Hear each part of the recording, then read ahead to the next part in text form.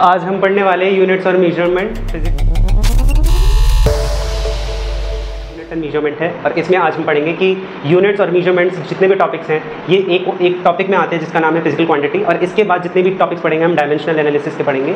तो सबसे पहला टॉपिक यही है कि फिजिकल क्वांटिटीज़ क्या होती हैं। तो फिजिकल क्वांटिटीज़ क्या होती हैं? फिजिकल क्वांटिटीज़ होती हैं कोई सी भी क्वांटिटीज़ जिसको हम मेजर कर सकते हैं। तो any quantities which can be measured is called physical quantity. ठीक है, कोई सी भी क्वांटिटीज जिसको हम मेजर कर सकते हैं उस क्वांटिटीज को क्या बोलते हैं हम? Physical quantity. तो दुनिया में जितनी भी चीज़ें हैं, जितनी भी क्वांटिटीज है, सबको मेजर कर सकते हैं। जैसे मास हो गया, मास को केजी में मेजर कर सकते हैं, लेंथ है मीटर में मेजर कर सकते हैं, करंट है एम्पियर में मेजर कर सकते हैं। बहुत सारी चीज़ें हैं जिसको हम डिफरेंट यूनिट्स में मेजर कर सकते हैं। तो यूनिट्स और मेजरमेंट्स ये सारे आपस में एक दूसरे से मिले हुए हैं और आगे चलने पर हमको ये भी पता चलेगा यूनिट्स और मेजरमेंट के कंबाइंड इफेक्ट को हम डायमेंशनल एनालिसिस में पढ़ते हैं। तो पहला टॉपिक यही है कि हमको सबसे पहले ये समझ आना चाहिए कि फिजिकल क्वांटिटीज़ क्या होती है। फिजिकल क्वांटिटीज़ वो क्वांटिटीज़ हैं जिनको हम मेजर कर सकते हैं। तो कौन कौन सी क्वांटिटीज है जिसको हम मेजर कर सकते हैं? एग्जांपल के तौर पे मास हो गया, लेंथ हो गया, टाइम हो गया, टेम्परेचर हो गया। ठीक है, बहुत सारी चीज़ें हो गई, यानी सारी चीज़ों को मेजर कर सकते हो। इवन हवा को भी मेजर कर सकते हैं, है ना। गैस के वॉल्यूम को भी तो मेजर कर सकते हैं, डेंसिटी को भी मेजर कर सकते हैं। तो पॉइंट ये है कि फिजिकल क्वांटिटी का रिप्रेजेंटेशन कैसे होता है। तो फिजिकल क्वांटिटी के रिप्रेजेंटेशन में देखो सिंपल सी बात है, किसी भी चीज़ को मेजर करोगे तो उसकी एक वैल्यू आएगी जिसको कहते हैं मैग्नीट्यूड, और उस मैग्नीट्यूड के साथ उसका एसोसिएटेड यूनिट होगा। तो सिंपल सी बात है कि फिजिकल क्वांटिटी दो चीज़ें कंटेन करती हैं। फिजिकल क्वांटिटी दो चीज़ें कंटेन करेंगी। पहली मैग्नीट्यूड, मैग्नीट्यूड क्या होता है? न्यूमेरिकल वैल्यू, कोई भी चीज़ की न्यूमेरिकल वैल्यू। और सेकंड चीज़ उसका क्या आएगा? उसके साथ उसका यूनिट। ठीक है, तो फिजिकल क्वांटिटी को मैं ऐसे रिप्रेजेंट करता हूँ, उसकी न्यूमेरिकल वैल्यू मल्टीप्लाई में उसकी यूनिट। तो ये इंपॉर्टेंट है और इसका यूज हम आगे करने वाले हैं डायमेंशनल एनालिसिस में टू कन्वर्जन ऑफ यूनिट्स। ठीक है, तो एन रिप्रेजेंट कर रहा है मैग्नीट्यूड यानी न्यूमेरिकल वैल्यू। तो इसका एक एग्जांपल ले लेते हैं। ठीक है, जैसे कि मान लो किसी चीज़ का मास है, तो लेट्स सपोज 50 kg मास है, तो 50 का मतलब ये हो गया कि उसकी न्यूमेरिकल वैल्यू 50 है और kg उसकी यूनिट है। तो ये ऐसी चीज़ें हैं जो फिजिकल क्वांटिटी में एक न्यूमेरिकल वैल्यू यानी एक मैग्नीट्यूड और उसके साथ साथ उसका यूनिट तो आएगा ही आएगा। तो अब पॉइंट ये आता है कि फिजिकल क्वांटिटीज़ के कितने टाइप्स होते हैं। तो on the basis of direction हमने दो टाइप्स पढ़ रखे हैं जो आपने पहले भी पढ़ रखे होंगे 10th क्लासेस में, है ना, 9th क्लास में। तो टाइप कौन कौन से टाइप्स हैं? पहला है स्केलर क्वांटिटीज़ और अगला है वेक्टर क्वांटिटीज़। तो स्केलर क्वांटिटीज़ वो क्वांटिटीज़ होती हैं जिनके पास सिर्फ और सिर्फ मैग्नीट्यूड हो। ठीक है, those quantities which contain only magnitude is called scalar quantities. ठीक है, तो जैसे कि हो गया मास। ठीक है, लाइक मास है, मास लाइक तुम किसी भी चीज़ को मेजर करते हो मास में। ठीक है, तो लाइक 50 kg 50 किलो। ठीक है, ये बस एक वैल्यू है ना। इस वैल्यू में क्या डायरेक्शन आई? डायरेक्शन मतलब कि आपको बताया जा रहा है कि ये लेट्स सपोज अगर आपका डिस्टेंस डिस्प्लेसमेंट है, आपको पता है, जैसे एग्जांपल ले तो डिस्टेंस हो गया। आपको अगर बोल दिया जाए कि आप 50 मीटर दौड़ के आओ, तो 50 मीटर दौड़ के आओ, बस ये बोला है ना। आप कहीं पे भी ट्रैवल कर सकते हो, 50 metre north south east west कहीं पे भी। तो आपको अगर डायरेक्शन एसोसिएट नहीं है तो वो क्वांटिटीज़ क्या होंगी? Scalar quantities. और यहीं पे आपने और भी क्वांटिटीज़ पढ़ी होंगी जिनके पास डायरेक्शन नहीं होती, जैसे स्पीड हो गया। ठीक है, आने वाली क्लासेस में हम और चीज़ें पढ़ने वाले हैं, वैसे डिटेल में पढ़ेंगे। डिस्टेंस हो गया, स्पीड हो गया। ठीक है, इन चीज़ों के पास अपना क्या नहीं होता? डायरेक्शन नहीं होता। ठीक है, तो डिस्टेंस, स्पीड क्या होता है? जैसे एग्जांपल के तौर पे स्पीड है 50 किलोमीटर पर आवर की स्पीड से चल रहे हो, लेकिन ये थोड़ी बोला कहाँ चल रहे हो, नॉर्थ में, ईस्ट में, वेस्ट में, साउथ में, कहाँ पे चल रहे हो ये नहीं बताया गया। तो स्पीड भी कैसी क्वांटिटी है? स्केलर क्वांटिटी है। तो वेक्टर क्वांटिटीज़ क्या क्वांटिटीज़ होती हैं? Those quantities which contains both magnitude as well as direction. ठीक है, तो ये क्वांटिटीज़ क्या होती हैं जिनके पास मैग्नीट्यूड भी है और डायरेक्शन भी है। जैसे कि एग्जांपल के तौर पे वेलोसिटी, एग्जांपल के तौर पे वेलोसिटी, एक्सेलरेशन। ठीक है, ये वो क्वांटिटीज़ हैं जिनके पास क्या होती है? डायरेक्शन होती है। जैसे वेलोसिटी है 50 किलोमीटर पर आवर की स्पीड से जाओ, नॉर्थ में जाओ, तो डायरेक्शन एसोसिएट हो गई कि हाँ भाई इस डायरेक्शन में जा रहे हो, नॉर्थ में जा रहे हो। एक्सेलरेशन है तो एक्सेलरेशन बोल रहे हैं 50 किलोमीटर पर आवर स्क्वायर की स्पीड से जा रहे हो, तो कहाँ जा रहे हो भाई? इधर जा रहे हो, उधर जा रहे हैं, नॉर्थ में जा रहे हो, वेस्ट में, साउथ में, कहाँ जा रहे हो? ये एसोसिएट होना चाहिए। तो ये हमने जूनियर क्लासेस में पहले ही पढ़ लिया है। तो अब आगे आते हैं कि फिजिकल क्वांटिटीज इस चैप्टर में तीन टाइप्स में बांट दी गए हैं। सबसे पहला जो टाइप है वो है फंडामेंटल क्वांटिटीज, जिसको हम एक और नाम से जानते हैं, जिसको बेस क्वांटिटीज भी कहते हैं। बेस क्वांटिटीज भी कहते हैं इसको। ठीक है, नाम से ही पता चल रहा है फंडामेंटल क्वांटिटीज, तो कुछ ना कुछ फंडामेंटल तो रहेगा इनका। सेम चीज़ है derive quantities. Derive quantities derive करके बनाई गई हैं। किससे बनाई गई हैं? फंडामेंटल क्वांटिटीज से मिलकर जो क्वांटिटीज बनती है वो डेराइव क्वांटिटीज है। वैसे डिटेल में हम स्टडी करने वाले हैं। और लास्ट क्वांटिटीज है सप्लीमेंट्री क्वांटिटीज।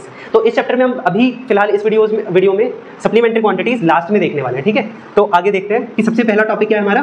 Fundamental quantities. तो फंडामेंटल क्वांटिटीज क्या होती हैं? फंडामेंटल क्वांटिटीज वो क्वांटिटीज होती हैं जो क्वांटिटीज दूसरी क्वांटिटीज पे बिल्कुल भी ना डिपेंड करती हो, यानी वो इंडिपेंडेंट है बाकी क्वांटिटीज पे। ठीक है, तो कहने का मतलब क्या है? Those quantities which are independent of other quantities. ठीक है, यानी सिर्फ अपने पे डिपेंड करते हैं, दूसरों पे डिपेंड नहीं करते। जैसे कि अगर मैं सिंपल सी बात करूं कि स्पीड है, तुमने फॉर्मूला पढ़ रखा है speed equal to distance upon time होता है, तो स्पीड दो चीज़ों पे वैरी कर रहा है ना, डिस्टेंस और टाइम पे डिपेंड कर रहा है। लेकिन अगर मैं बात करूँ मास एक डिफरेंट चीज़ है, लेंथ डिफरेंट चीज़ है, टाइम डिफरेंट चीज़ है, ये सारी क्वांटिटीज़ आपस में एक दूसरे से अलग है, ठीक है। ये सारी क्वांटिटीज़ आपस में एक दूसरे से अलग है, यानी वैरी नहीं करते एक दूसरे के बेसिस पे, ठीक है, on the basis of units and metre.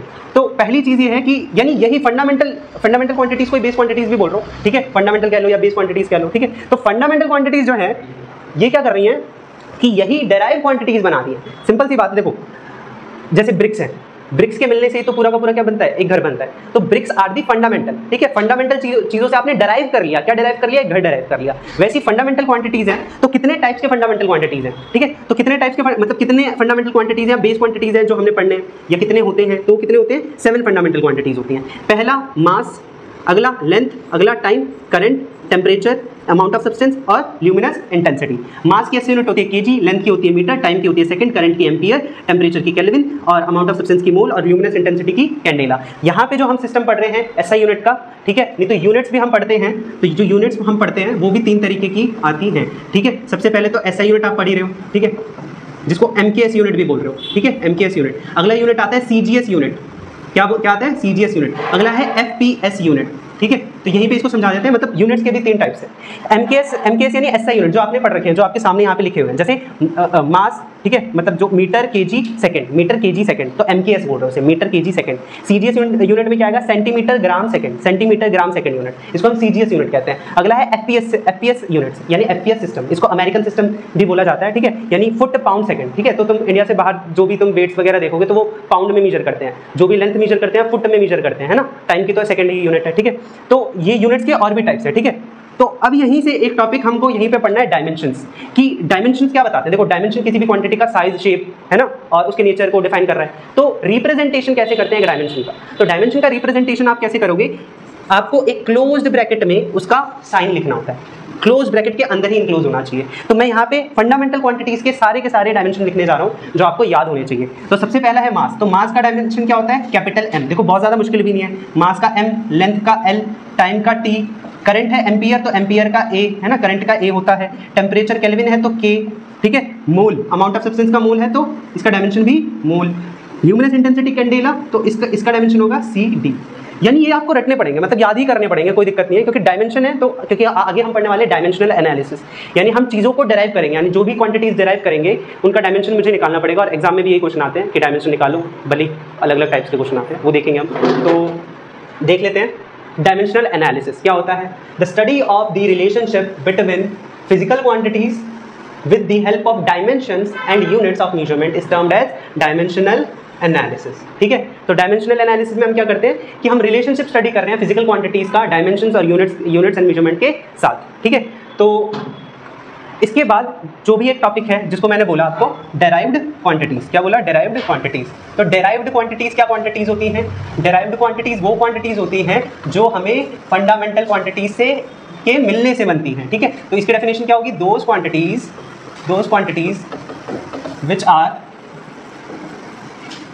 which can be derived from fundamental quantities।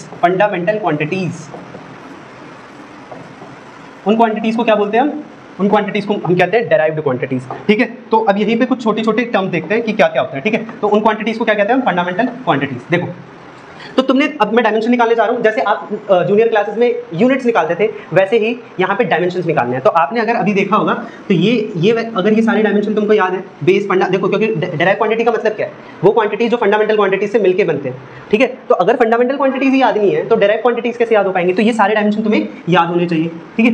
तो देख लेते हैं, जैसे एग्जाम्पल के तौर पर स्पीड है, स्पीड का फॉर्मूला होता है डिस्टेंस अपॉन टाइम, ठीक है, डिस्टेंस अपॉन टाइम।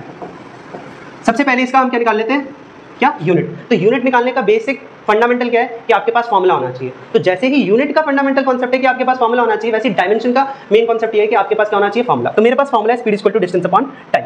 तो डिस्टेंस की ऐसे यूनिट होती है मीटर और टाइम की ऐसे यूनिट होती है सेकंड। तो स्पीड की ऐसे यूनिट क्या हो गई, मीटर पर सेकंड, ठीक है, मीटर पर सेकंड। ऐसे ही इसका डायमेंशन भी निकलता है, ज़्यादा मुश्किल नहीं है, इसका डायमेंशन भी ऐसे निकलेगा। आप देखो speed equal to distance upon time, ये फॉर्मूला है, ठीक है।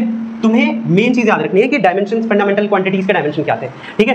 तो डिस्टेंस एक तरह की लेंथ हो गई ना, डिस्टेंस इज अ लेंथ, चाहे तुम लेंथ लाइक तुम रेक्टेंगल में देखो लेंथ और ब्रेथ कहते हैं, ब्रेथ भी तो एक तरीके की लेंथ ही तो है ना, अगर डायमेंशन के हिसाब से पढ़े तो। डिस्टेंस इज अ लेंथ, तो लेंथ का डायमेंशन तुम्हें याद होगा तो वो होता है capital L enclose in brackets, और वैसे ही टाइम का डायमेंशन होता है T इंक्लोज इन ब्रैकेट, ठीक है। तो इसका स्पीड का डायमेंशन क्या होगा, LT-1, तो LT-1। तो पहला डायमेंशन आपने इजीली कैलकुलेट कर लिया, स्पीड का डायमेंशन होता है LT-1, ठीक है, स्पीड का डायमेंशन होता है LT-1। अच्छा, इसको आप ऐसे भी लिख सकते हो, जनरली हम डायमेंशंस को MLT के फॉर्म में लिखते हैं। अगर आपके पास M नहीं है तो आप M की पावर 0 भी तो लिख सकते हो, MLT-1, ठीक है, M0 LT-1, है ना। चलो एक और देखते हैं, एक्सेलरेशन का देख लेते हैं। एक्सेलरेशन तो सिंपल सा कॉन्सेप्ट जैसा बताया गया था, अगर मुझे डायमेंशन चाहिए तो मेरे को डायमेंशन में क्या चाहिए होगा, मेरे को डायमेंशन में एक ही चीज़ चाहिए कि फॉर्मूला क्या है। तो एक्सेलरेशन का फॉर्मूला होता है velocity upon time, velocity upon time. तो वेलोसिटी अपॉन टाइम, अभी तुमने ध्यान दिया होगा कि वेलोसिटी का डायमेंशन निकाला था हमने LT-1, तो वेलोसिटी का डायमेंशन होता है LT-1 और टाइम का डायमेंशन होता है T। अब तुम देखोगे अगर इसको सॉल्व करोगे तो आंसर आएगा LT-2, हो गया। एक्सेलरेशन का डायमेंशन भी आपने निकाल लिया, एक्सेलरेशन का भी डायमेंशन क्या होता है, एक्सेलरेशन का डायमेंशन आया LT-2। तो सिंपल सी बात है, अगर तुम्हें प्रीवियस डायमेंशंस याद होंगे, फंडामेंटल तो याद ही है, और जैसे जैसे जो डायमेंशंस कराते जा रहे हैं वो डायमेंशन अगर याद है, तभी आगे आने वाले डायमेंशंस को आप परफॉर्म कर पाओगे, क्योंकि आपको पता होना चाहिए ना, सिंपल सी बात है। जैसे कि मान लो फोर्स है, फोर्स के फॉर्मूले में ही मास इनटू एक्सेलरेशन आता है, मास इनटू एक्सेलरेशन आता है, ठीक है। फोर्स के फॉर्मूले में ही मास इनटू एक्सेलरेशन है, तो तुम्हें तो पता चल गया कि हाँ भाई मास का डायमेंशन तो कैपिटल M होता है, तुम्हें एक्सेलरेशन का डायमेंशन भी तो याद होना चाहिए ना। तो एक्सेलरेशन का डायमेंशन भी लगे हाथ याद करना पड़ेगा, विच इज LT-2। अब देखो ये LT-2, ये M, ये दोनों आपस में मल्टीप्लाइड में, तो MLT-2 खत्म। तो फोर्स का डायमेंशन क्या आता है, MLT-2। वैसे ही फोर्थ अगर देखोगे तो वर्क का फॉर्मूला आएगा, वर्क का फॉर्मूला तुम्हें याद हो तो वो फॉर्मूला होता है force into displacement, force into displacement, ठीक है, फोर्स इनटू डिस्प्लेसमेंट। तो फोर्स का डायमेंशन भी याद होना चाहिए, जो कि हमने अभी कैलकुलेट किया। तो बस ये याद रखना, जितने भी डायमेंशन कराए जा रहे हैं वो सारे के सारे इवनली याद होते जाने चाहिए, ठीक है। तो फोर्स का डायमेंशन क्या होता है, MLT-2, और डिस्प्लेसमेंट यानी displacement is also a type of length, displacement भी तो एक टाइप की लेंथ ही तो है, तो L। अब इसको सॉल्व करोगे तो कितना हो जाएगा, ML2T-2, ML2T-2। तो वर्क का डायमेंशन क्या आता है, ML2T-2। ऐसी तुम अब क्या कर सकते हो, तुमको मैंने सिखा दिया, तो तुम्हें ये सारी चीज़ें अगर याद होंगी तो धीरे धीरे आगे वाले डायमेंशन खुद से निकाल सकते हो। बस तुम्हें एक चीज़ चाहिए होगी कि तुम्हारे पास फॉर्मूला क्या है। तो फोर्थ, इसके बाद फिफ्थ तुम लेट्स सपोज तुम निकाल दो प्रेशर का निकाल के देखना। प्रेशर का फॉर्मूला होता है फोर्स अपॉन एरिया, ठीक है। तो फोर्स अपॉन एरिया। 6 डेंसिटी का निकाल के चेक करना कि डेंसिटी का डायमेंशन क्या होता है, ठीक है। और क्या निकाल सकते हो, प्रेशर हो गया, डेंसिटी हो गया। 7 एनर्जी का डायमेंशन निकाल के देखना कि एनर्जी का डायमेंशन क्या होता है। अब वो एनर्जी का फॉर्मूला कोई भी यूज़ कर सकते हो। डायमेंशन की एक बहुत अच्छी बात है, भले ही वो काइनेटिक एनर्जी, पोटेंशियल एनर्जी या टोटल एनर्जी, कोई सी भी एनर्जी हो, किसी भी एनर्जी का डायमेंशन वैल्यू सेम ही आएगा, ठीक है। वैसे ही वेलोसिटी है, जैसे तुम्हें पता है इनिशियल वेलोसिटी, फाइनल वेलोसिटी बोलते हो। अब इनिशियल वेलोसिटी बोलो, फाइनल वेलोसिटी बोलो, भले ही दोनों अलग चीज़ें, बट वेलोसिटी तो है ना, तो वेलोसिटी का डायमेंशन सेम ही रहेगा। जैसे वेलोसिटी का डायमेंशन हमने बताया LT-1, तो वो भले इनिशियल वेलोसिटी हो या फाइनल वेलोसिटी हो, मुझे कोई फर्क नहीं पड़ता, ऐसा लाइक LT-1 ही उसका डायमेंशन है, ठीक है। तो यही कॉन्सेप्ट यूज करने हैं। तो तुम अगर ध्यान से देखो, एक क्वेश्चन यहीं पे सॉल्व हो जाएगा, ठीक है, एक क्वेश्चन यहीं पे सॉल्व हो जाएगा। जैसे तुमने निकाला वर्क का डायमेंशन है ML2T-2, तो तुमने पढ़ा होगा वर्क और एनर्जी का सेम यूनिट आता है, विच इज जूल, है ना। तो अगर सेम यूनिट आ रहा है तो उसका डायमेंशन भी क्या आएगा, सेम ही आना चाहिए। तो ML2T-2, वैसे ही एनर्जी की भी ऐसा यूनिट क्या आएगी, ML2T-2। डायमेंशन की एक खास बात है कि आप सेम क्वांटिटी को कितने भी फॉर्मूले से डेराइव करके ले आओ, सबकी डायमेंशन सेम ही होने वाला है, सबका डायमेंशन सेम होगा, ओके। तो आप चेक भी कर सकते हो। जैसे एनर्जी, जैसे मैं काइनेटिक एनर्जी तुमने पढ़ी होगी, काइनेटिक एनर्जी का फॉर्मूला होता है 12 mv²। तो तुम ध्यान दोगे हाफ, एक चीज़ याद रखना, एक कांस्टेंट टर्म का डायमेंशन नहीं होता, तो उसे फॉर्मूले से हटा भी दोगे तो कोई फर्क नहीं पड़ता। यानी मैं इसको mv² भी लिख दूं तो मुझे कोई दिक्कत नहीं होगी, क्यों, क्योंकि कांस्टेंट टर्म का डायमेंशन नहीं होता, ये याद रखना। यानी कांस्टेंट टर्म कभी भी दिख रही है उसे निकाल देना है तुम्हें, तो mv²। तो अब इसका डायमेंशन निकालूंगा तो m वेलोसिटी का डायमेंशन आता था LT-1 और इसका स्क्वायर, तो तुम देखोगे तो आंसर आएगा ML2T-2। देखो ये वाला डायमेंशन और ये वाला डायमेंशन सेम आ रहा है कि नहीं आ रहा है, भले ही किसी भी फॉर्मूले से आप अप्लाई कर लो। तो डायमेंशन की एक खास बात ये याद रखना कि किसी भी फॉर्मूले से सेम क्वांटिटी का डायमेंशन निकालो, लेकिन उसका डायमेंशन सेम ही आने वाला है, ठीक है। और एक कांस्टेंट टर्म का डायमेंशन नहीं होता, ठीक है। Constant term have no dimension, ठीक है, इसे नोट में लिख लेना, ओके। तो आज की क्लास यहीं पे खत्म करते हैं, बाकी क्लासेस में हम क्या करेंगे, इसके आगे आने वाले टॉपिक्स कवर करने वाले हैं। ओके।